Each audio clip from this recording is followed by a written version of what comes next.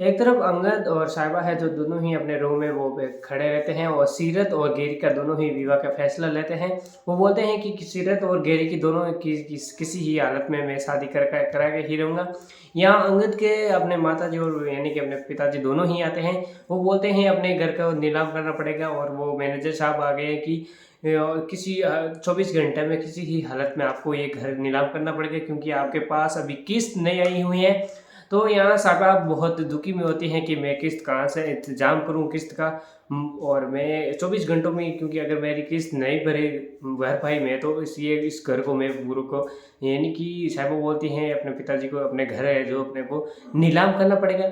यहाँ साहिबा और सीरत किरत फ़ोन लगाते हैं साहिबा को। साहिबा बहुत ही दुखी होती है, आखिर वो जान ही लेंगी, लेकिन साहिबा यहाँ बहुत ही दुखी होते हैं। इधर सीरत और गेरी का दोनों का विवाह की बात चल रही है। यहाँ पे वो साहिबा ये नहीं चाहती हैं कि ये विवाह सीरत और गेरी का हो और ये साहिबा के मर्जी के बिना ही हो रहा है, क्योंकि यहाँ साहिबा के जो मम्मी हैं तो यानी कि अपनी सासू माँ है वो भी बोलती हैं कि वे इस विवाह में ये विवाह नहीं होना चाहिए क्योंकि ये अंगद है अपनी ज़िंदगी को अपने ही परेशानी उठा रहा है।